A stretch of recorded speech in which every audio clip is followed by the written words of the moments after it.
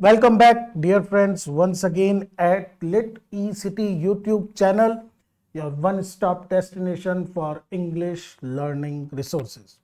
दोस्तों, आज मैं लेकर आया हूं आप लोगों के लिए अल्फ्रेड टेनिसन की एक शॉर्ट, मेमोरेबल और बहुत ही popular poem crossing the bar. दोस्तों, इस पोयम का एनालिसिस देखेंगे, लाइन टू लाइन एक्सप्लेनेशन देखेंगे, इसका क्रिटिकल एनालिसिस करेंगे। इसमें कुछ जो important devices, poetic devices use करी हैं, उन सबको we will discuss in this video. So pay attention, if you have not subscribe the channel please do. So let's start our video. And सबसे जो दोस्तों पहले इंपॉर्टेंट बात है, we will start with a brief introduction to the poet. दोस्तों, crossing the bar लिखी गई है अल्फ्रेड लॉर्ड टेनिसन इनके द्वारा। जो टेनिसन है, he is one of the most popular poets of English literature. न केवल विक्टोरियन एज जिसको ये बिलोंग करते हैं, जो लगभग 70 ईयर्स हैं 19th सेंचुरी के, 1833 से लेकर लगभग एंड ऑफ द सेंचुरी तक ये चलता है। इस पूरे पीरियड के when Britain was becoming a great power, a great colonial power, a great naval power, उस समय Tennyson was like the spokesman of his age. Spokesman से मतलब है his poetry reflected all the characteristics of his time. जो जो उस समय developments हो रहे थे। देखिए, ये एक ऐसा पीरियड था इंग्लिश या यूरोपियन हिस्ट्री में अगर हम कहें तो, जिसमें there was progress but there was also clashes. Clash का मतलब होता है टकराव between opposing forces. That is why ये जो पीरियड है, इसको हम द ग्रेट विक्टोरियन कॉम्प्रोमाइज या बैलेंस भी बोलते हैं। इसमें जो अपोजिंग फोर्सेस हैं, civilisation versus nature, optimism versus pessimism, technology versus nature, ये सारी चीजें, रिलीजन वर्सेस साइंस, ये सारी चीजें एक साथ फ्लरिश कर रही थी। तो Tennyson became a very important voice vehicle. इनके मीडियम, इनकी पोइट्री से, इनके वर्क से we can guess what was going on at that time. So जैसा ऑलरेडी मैं आपको बता चुका हूं, जो सेकेंड हाफ था, लेटर हाफ था 19th सेंचुरी का, 1860s से लेकर 1880s तक, Tennyson was very active. He was writing a great amount of words, और जो भी लिख रहे थे वो बहुत पॉपुलर हो रहा था। और स्पिरिट ऑफ द एज, जो उस एज का एसेंस था, जो सोसाइटी में, जब हम ये कहते हैं कि लिटरेचर रिफ्लेक्ट्स इट्स टाइम, तो यहां पर टेनिसन के जो वर्क्स हैं, they also were very successful in capturing. इन्होंने बहुत एक स्किल्ड आर्ट के साथ जो इनकी एज के पर्टिकुलर फीचर्स थे उनको कैप्चर किया। एंड देखिए, बड़ा इंटरेस्टिंग पॉइंट ये है कि जहां एक तरफ इनकी पोइट्री में नॉस्टैल्जिया भी है, माइथोलॉजी को इन्होंने बहुत एक्सप्लोर करा है, वहीं साथ में religious despair, loss, love, nature भी ट्रेडिशनल जो रोमांटिक पोइट्स जो इनसे पहले थे, कीट्स, शैली, जो एक बड़े ही आइडियलाइज्ड और रोमांटिक वे में नेचर को प्रेजेंट करते थे, वैसा नहीं, उससे काफी अलग इन्होंने प्रेजेंट किया है नेचर को, इसके रियलिस्टिक या फिर इनडिफरेंट एटीट्यूड के साथ भी। टेनिसन के साथ एक बड़ी इंपॉर्टेंट बात यह है, देखिए, इनके कंटेम्परेरी दो और ग्रेट पोइट हुए हैं, मैथ्यू आर्नल्ड और रॉबर्ट ब्राउनिंग। जहां आर्नल्ड एलिजीज के लिए जाने जाते हैं, ब्राउनिंग ड्रामेटिक मोनोलॉग्स के लिए जाने जाते हैं, Tennyson was the master of many forms. बहुत सारी फॉर्म्स, वर्स फॉर्म के साथ इन्होंने एक्सपेरिमेंट किया है। माइथोलॉजी को इन्होंने फ्रीक्वेंटली यूज करा है अपने वर्क्स के अंदर।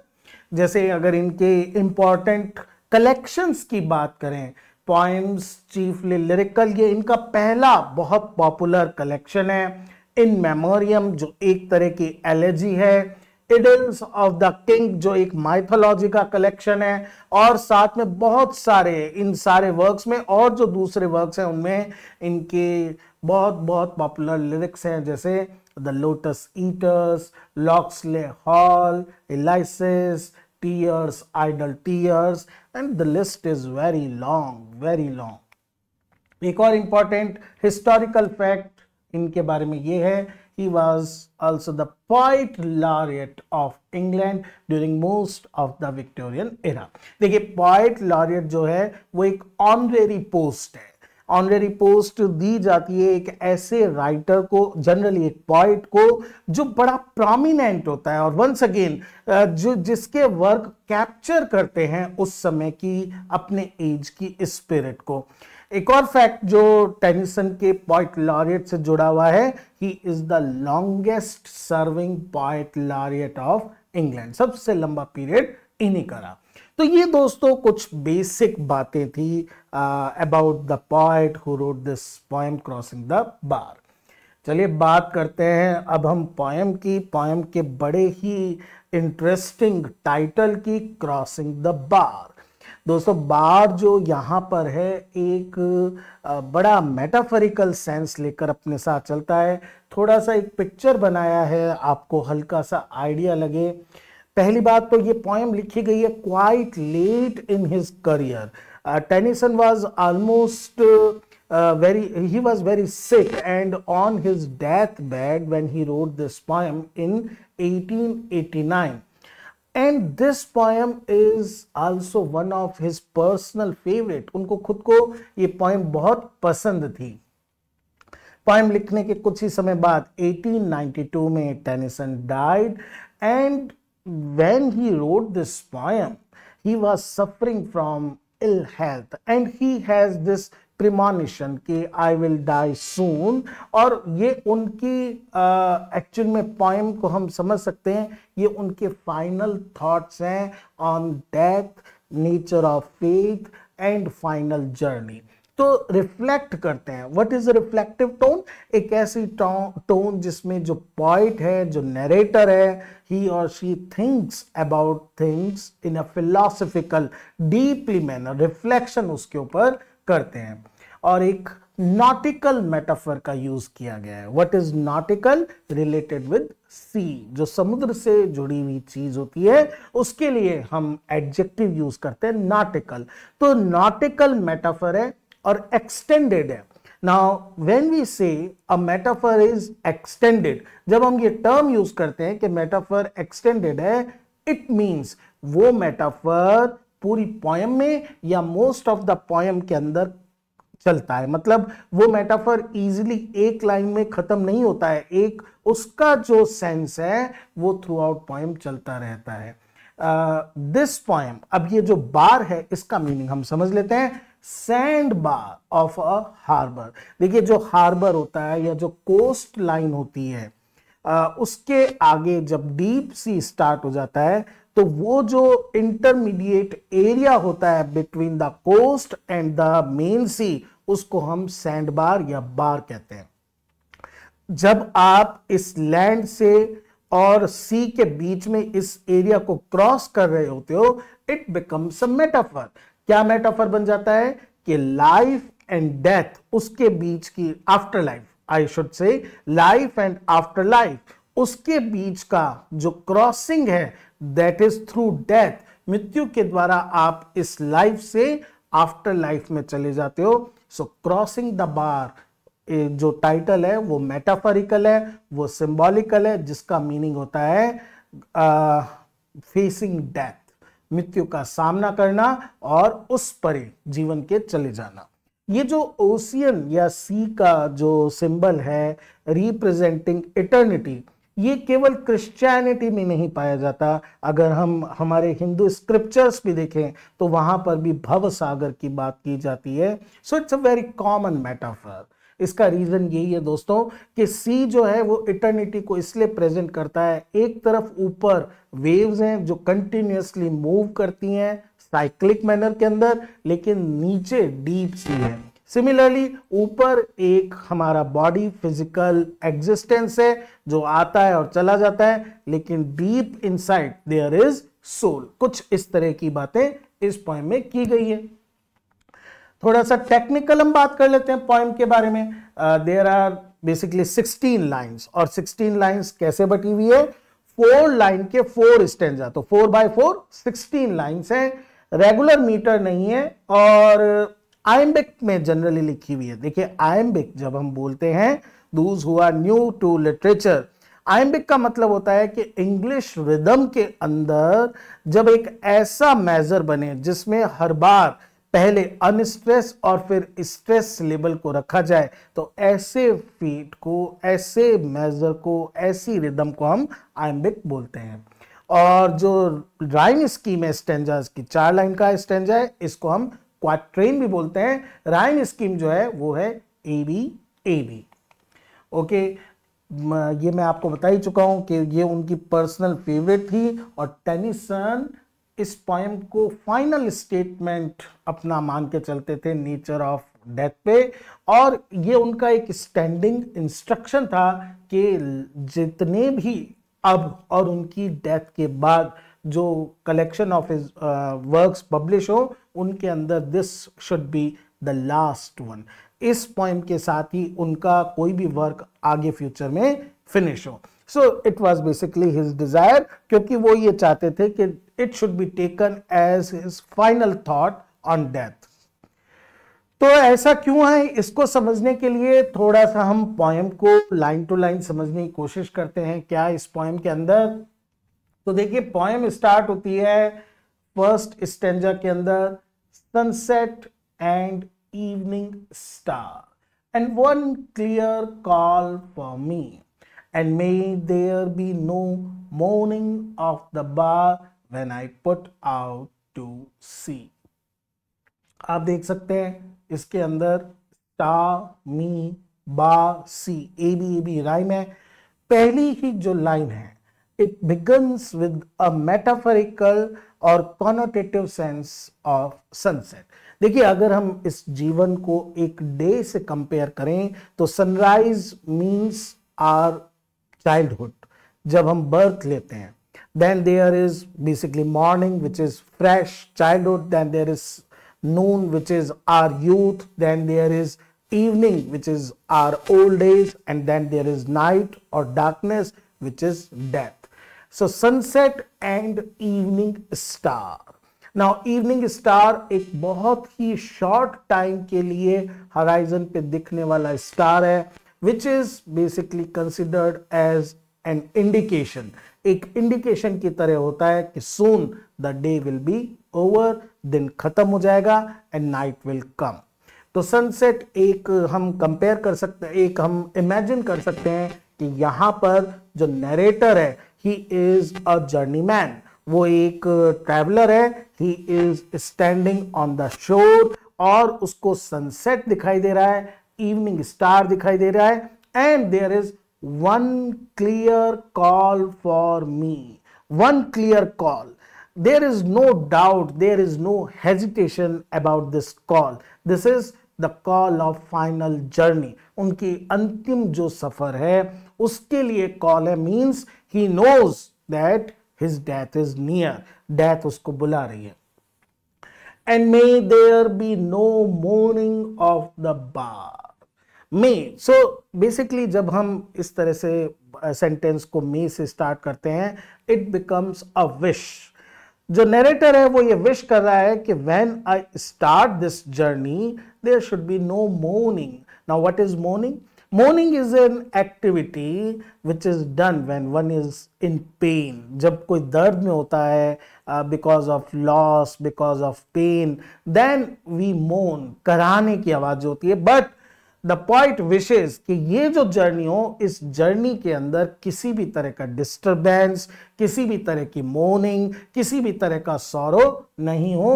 When I put out to sea, when I begin this journey, तो ये जो मेरी फाइनल जर्नी है, there should be no sorrow, no doubt, no hesitation, no pain when I begin this journey. तो तो बड़ा क्लियर मैसेज पहले ही stanza में हमें मिल जाता है कि the poet thinks it is futile, ये व्यर्थ है, to feel afraid when a person is about to face the death. जब मृत्यु का सामना करना हो तो किसी भी तरह का फियर, किसी भी तरह का मोर्निंग, किसी भी तरह का पेन फील करना is useless, is actually unworthy. थोड़ा सा टेक्निकल चीजें साथ में हम देखते हुए चलते हैं. तो देखिए सबसे पहले पहली लाइन के अंदर सनसेट एंड इवनिंग, जब इस तरह से दोनों को यूज किया गया है, they are metaphors associated with death, क्योंकि सनसेट के बाद क्या है, डार्कनेस है. इवनिंग स्टार जो है वो किसको इंडिकेट कर रहा है कि soon the day will be over. So both are metaphors associated with death and transience. What is transience? Something which live for short time. साथ में आप सिबिलेंस या एलिट्रेटिव साउंड देख सकते हैं, sunset and evening star. So like he is whispering, वो फुसफुसा के, because a death has arrived. And one clear call for me, once again alliterative effect.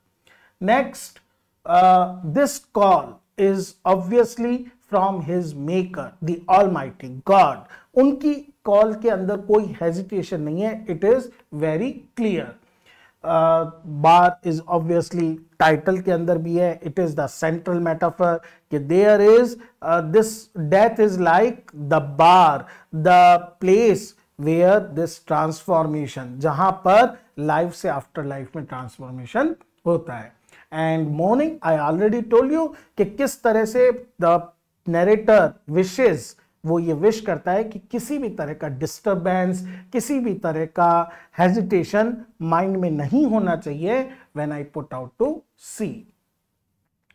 एक बड़ा इंटरेस्टिंग यहां पर डिवाइस यूज किया गया है, जैसे आप देख सकते हैं पॉलीसिंडेटन. पॉलीसिंडेटन दोस्तों क्या होता है कि जब हम किसी सेंटेंस के अंदर कंजंक्शन एंड का यूज करते हैं और दो या दो से ज्यादा नाउन्स को आपस में जोड़ते हैं, तो जनरली रूल ये होता है कि लास्ट वाले टू नाउन्स के साथ एंड यूज किया जाता है या वर्ब्स के साथ एंड यूज किया जाता है और उनसे पहले कॉमा लगाया जाता है. जैसे रोहन कॉमा रवि एंड राकेश, तीन है तो लास्ट में. लेकिन जब हम लगातार कॉमा की जगह एंड और इस तरह से यूज करें, रोहन एंड रवि एंड राकेश, तो इसको हम बोलते हैं पॉलीसिंडेटन. तो ये एक तरह का रिपीटेटिव डिवाइस है जिससे पॉइंट बताना चाहता है कि एक चीज से कैसे जुड़ी हुई डिस्टिंक्ट है. So this is example of polysyndeton. तो ये आपका पहला स्टैंजा हो गया. लास्ट लाइन में आपको बता ही चुका हूं, put out to sea, it is metaphor for the journey of life to death. चलते हैं हम सेकंड स्टैंजा की तरफ. But such a tide as moving seems asleep, too full for sound and foam, when that which drew from out the boundless deep turns again home. यहां पर आप देख सकते हैं लेंथ ऑफ लाइन अलग अलग है. आप देखेंगे third line is quite longer, last line is quite shorter. इसका भी एक रीजन है. देखिए जब एक पोएट डिजाइन करता है अपनी पोएम्स को तो बड़ा ही वो तरह तरह की डिवाइसेस यूज करता है. हम पहले स्टार्ट करते हैं, थोड़ा सा इसके मीनिंग को समझते हैं, तब हम इस बात पे भी आएंगे. देखिए पहले स्टैंजा में वो कह चुका है there should be no moaning और डिस्टरबेंस, लेकिन साथ ही बट लगा देता है, मींस देयर इज समथिंग जो उसको प्रॉब्लमेटिक लगती है. सच अ टाइड, वो टाइड जो इस शिप को, मतलब दिस बॉडी को कैरी करेगी यहां से आफ्टर लाइफ की तरफ, एज मूविंग सीम्स एस्लीप. देखिए जब एक स्मूथ टाइड होगी तो मिनिमम मूवमेंट्स होंगे, मिनिमम मूवमेंट होंगे तो मिनिमम डिस्टरबेंस होगा. तो इट विल बी लाइक जैसे स्लीप के अंदर ये ट्रांजिशन हो रहा हो. तो मतलब टाइड कैसी होनी चाहिए, डीप वाटर की होनी चाहिए, उसके अंदर गहरा फेथ होना चाहिए, नहीं तो उससे क्या होगा, जो मूविंग होगा कहां से, लाइफ से कहां तक, आफ्टर लाइफ तक, वो कैसा होगा, एज इफ जैसे हम सो रहे हो, पता ही नहीं चलेगा when we pass from life to the realm of death. Too full for sound and foam. Sound का मतलब है गर्जना, और फोम का मतलब है जो वाटर के ऊपर जो उथला पानी होता है, सरफेस पे पानी होता है, जब वो लैंड से टकराने वाला होता है तब उसमें फोम होता है। तो साउंड और foam are here negative qualities, जिनके अंदर ये कैपेबिलिटी नहीं है कि वो इस शिप को कैरी फॉरवर्ड कर सके डीप सी के अंदर। ये टाइड तो कैसी होनी चाहिए, इतनी डीप होनी चाहिए, जितना डीप वाटर होगा उतनी कम साउंड होगी, उतना कम फोम होगा। यहां पर हम समझ सकते हैं कि sound and foam they stand for fear and doubts of mind. तो एक पर्सन के मन में जितना आफ्टर लाइफ को लेकर डाउट होगा, क्या होगा, क्या भगवान होंगे या नहीं होंगे, क्या इटर्नल जस्टिस जैसा कोई चीज है या नहीं है, तो इस तरह का डाउट होने पर ये जो ट्रांजिशन है from life to after life will be very difficult, वो मुश्किल होगा। लेकिन पॉइंट विशेष कि ऐसी टाइड व्हेन दैट, जब ये टाइड आएगी, दैट वह which drew from out the boundless deep। ये दैट कौन है दोस्तों, यही दैट सबसे इंपॉर्टेंट है। This that is not the body, this that is the soul. That which drew, जो निकल कर आई थी, फ्रॉम आउट, कहां से निकल कर आई थी, the boundless deep.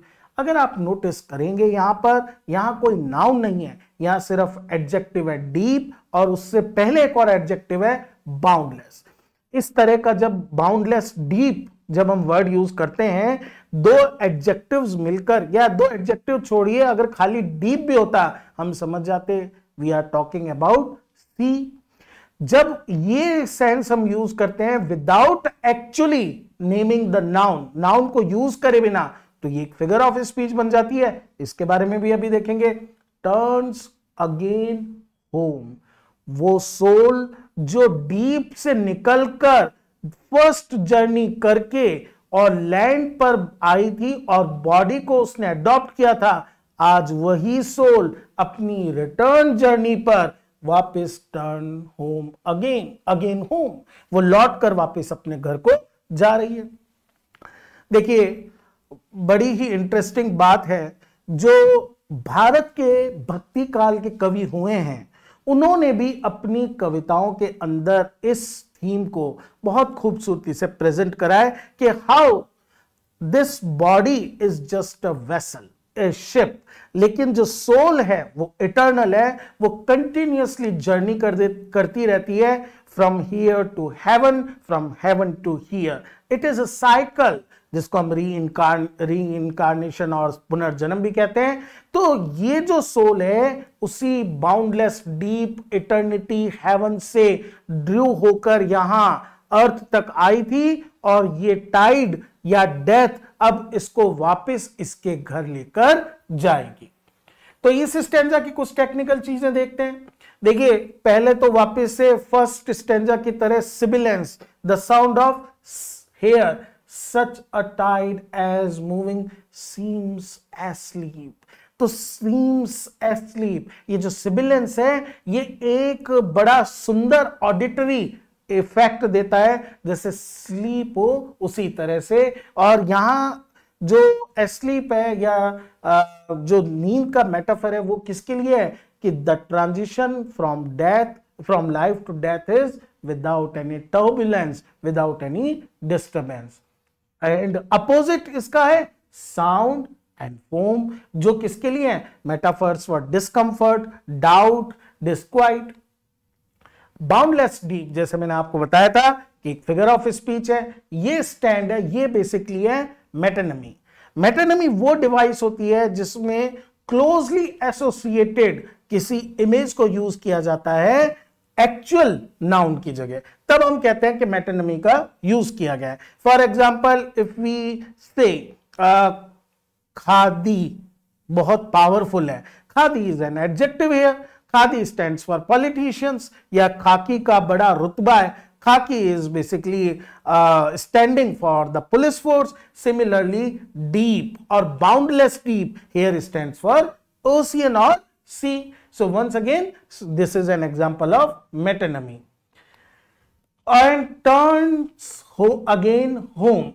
So death should be welcomed. इसका रीजन अब हमें सेकंड स्टेंजा की लास्ट लाइन में मिलता है कि death is actually like a home coming. So rather than feeling sorry, disturbed और feel pain, we should welcome it because our soul is going back to its original home. चलते हैं हम दोस्तों अब तीसरे स्टेंजा की तरफ. Twilight and evening bell, and after that the dark, and may there be no sadness of farewell when I embark. इस बार चलिए साथ के साथ ही हैं सारे जो टेक्निकल चीजें हैं. तो थर्ड स्टेंजा के अंदर देखिए, पहले स्टेंजा का फर्स्ट वर्ड था सनसेट और थर्ड स्टेंजा का फर्स्ट वर्ड है Twilight. Now Twilight is actually one stage further in the progression of day towards night. दिन से जब हम रात की तरफ बढ़ते हैं तो सनसेट के बाद ही ट्वाइलाइट आता है, which is almost, जिसको हम कहते हैं बिल्कुल धुंधला हो जाता है, डार्कनेस बढ़ जाती है. एंड इवनिंग बेल, पहले था इवनिंग स्टार और अब आ गई है evening bell. Evening bell was actually a custom in middle ages, जो एक तरह का कर्फ्यू बेल का काम किया करता था, विच वॉज एन इंडिकेशन कि जिन्होंने भी फायर्स पुट अप कर रखी हैं वो उसको अब क्या कर दें, एक्सटिंग्विश कर दें, बुझा दें, because it is time to close the doors. So twilight and evening bell, time has progressed further, age has progressed further, death has come more near, और ज्यादा पास आ गई है. and after that the dark, और इसके बाद mark of exclamation, after that the dark. Once again metonymy, यहां पर फिर मेटोनिमी है क्योंकि dark here stands not only for night but also for death. Death के लिए भी dark because it is unknown कि मृत्यु के बाद क्या होगा कोई भी नहीं जानता. So after that the dark. And may there be no sadness of farewell. Look at this, कितने सुंदर ढंग से पैरेलल स्ट्रक्चर है फर्स्ट और थर्ड स्टेंजा का. क्यों है? Just like a tide. जो एक टाइड होती है उसका आना और जाना होता है. फर्स्ट स्टेंजा आया, सेकंड पीछे चला गया, थर्ड सेम स्ट्रक्चर लेकर आया. पहली लाइन बिल्कुल एक जैसी, सेकंड और थर्ड दोनों एंड से स्टार्ट हो रही हैं और वापिस से थर्ड के अंदर विश है. And may there be no sadness of farewell. Generally जब भी फेयरवेल होता है, विदाई की बात होती है, there is always an element of sadness because we are losing someone. तो point is wishing, the narrator is wishing कि ये जो फेयरवेल है it should not be felt with sadness or sorrow. इसके अंदर किसी भी तरह की bewailing नहीं होनी चाहिए. because when he embark, जब नरेटर एम्बार्क करेगा, अपनी जर्नी को स्टार्ट करेगा, he is going to a place he wishes, जहां उसकी इच्छा. बल्कि लास्ट स्टेंजा में और क्लियर इस बात को करेगा कि क्यों सैडनेस नहीं होनी चाहिए. But he is wishing once again कि जब मैं जाऊं तो ना तो मैं फील करूं और ना जो मेरे नियर्स एंड डियर्स वन है वो इसको फील करें. Once again there is example of polysyndeton in this stanza also. तो थर्ड स्टेंजा में once again he is explaining कि ही इज फीलिंग एक्साइटेड. उसको तो बल्कि एक्साइटमेंट हो रहा है कि टाइम हैज फर्दर नियर और पास आ गया है when I will begin my final journey. फिर हम आते हैं दोस्तों लास्ट स्टेंजा की तरफ. देखिए अब इस बार क्या हो गया, फर्स्ट लाइन बड़ी है और फिर धीरे धीरे छोटी लाइन है. For though from out are born of time and place, the flood may bear me far, I hope to see my pilot face to face when I have crossed the bar. Last stanza में everything is made clear why he is saying, क्यों narrator ऐसा कह रहा है कि there should not be sadness during his farewell when he starts his journey, क्योंकि for here because though from out are born of time and place. Born here means boundary, or we can say limit of time and place. When we live on this earth, we are bound by two things, time and place. हम present में रहते हैं और एक limited spatial space के अंदर हम रहते हैं, place के अंदर रहते हैं. लेकिन after death, neither time nor place matters. Eternity के अंदर ना कोई समय, ना present है, ना past है, ना future है, ना here है, ना there है. So आउट ऑफ बॉन्ड, जो हमारी लिमिट से परे, टाइम और प्लेस की जो हमारी लिमिट है उससे परे, द फ्लड में बेयर मी फार. ये जो टाइड है ये मुझे हो सकता है जो ह्यूमन नॉलेज है, जो ह्यूमन कॉम्प्रिहेंशन है, क्या टाइम होना चाहिए, क्या प्लेस होनी चाहिए, हो सकता है मैं उससे परे कहीं चला जाऊं, but still there should be no sadness in my farewell. The real reason is I hope to see my pilot face to face. Here it is, everything is made clear. Who is pilot? Obviously the Almighty God. ये God जो अभी तक भी इसकी life को guide कर रहा था, जो इसके शिप को तैयार कर रहा था, but he was not, the narrator was not able to meet his pilot. जिस तरह से एक शिप के अंदर पैसेंजर्स जनरली नहीं देखते हैं कि पायलट कौन है, ड्राइव कौन कर रहा है, but now in this journey when he has crossed the path, जब उसने ये जो line between life and death है इसको पार कर लिया है, ही हैज दिस चांस कि he will meet the pilot और द मेकर, हिज ऑलमाइटी, तब वो उनसे मिल लेगा. सो यू कैन अंडरस्टैंड कि किस तरह से लास्ट स्टेंजा में जाकर क्लियर हो जाता है why he is not feeling any pain और एनी डिसअपॉइंटमेंट और any disturbance of mind when he thinks about death. ये चीजें मैंने आपको बताई दी है कि pilot is basically metaphor for God. चलो फटाफट जरा, वैसे हमने डिस्कस कर लिया है, थीम वापिस से एक बार आपके एग्जाम पॉइंट ऑफ व्यू से और समझ लेते हैं. जो सेंट्रल थीम है क्रॉसिंग द बार की, एक्सेप्टेंस ऑफ डेथ. आप डेथ को स्वीकार करें, not as a thing looming large जो आपको परेशान कर दे, बट विच इज इनएविटेबल, जो होके ही रहेगी, and it is not undesirable. ये ऐसी चीज नहीं है जिसकी आप इच्छा ना करो, but it is desirable part of human existence. और इसको प्रेजेंट करने के लिए पोएट दो मेटाफर्स का यूज करता है. पहला यूज करता है डेथ कितनी इनएविटेबल है और नेचुरल है, उसके लिए वो metaphor of sunset first stanza में एंड ट्वाइलाइट थर्ड स्टेंजा के अंदर, जो डार्क में जाके मेल्ट हो जाते हैं. जिस तरह से इट इज क्वाइट नेचुरल कि जब एक डे स्टार्ट होगा तो नाइट भी आएगी, उसी तरह इट इज क्वाइट नेचुरल हमारी लाइफ स्टार्ट होगी तो डेथ भी आएगी. Inevitable part of life is not something to be scared of, उससे डरने की जरूरत नहीं है, फील बिटर या सॉरोफुल होने की जरूरत नहीं है. It is a welcome change. उसका रीजन बताने के लिए वो क्या करता है, a poet uses extended metaphor of a journey, जो स्पीकर को हेल्प करती है, उसकी जो सोल, जो उसका रियल सेंस है, वो ओरिजिनल एबोर्ड, जहां से उसकी सोल आई थी, ये एक तरह की रिटर्न जर्नी है, किसी स्ट्रेंज, किसी डरावनी जगह नहीं जा रही है, ये सोल वहीं से जा रही है जहां से ओरिजिनली वो आई थी. सो ये जो मैं बात अभी ऑलरेडी कह चुका हूं, ये जो एक्सटेंडेड मेटाफर यूज किया है कि लाइफ इज अ जर्नी, ये जर्नी किसी अननोन फियरफुल जगह के बारे में नहीं है. It is not a passage into unknown, it is the homecoming of the soul, जिसकी वजह से ये होम कमिंग के कारण सोल वापस से मीट कर पाएगी अपने पायलट से, वो पायलट जो रिप्रेजेंट करता है divine and unseen who is always guiding us.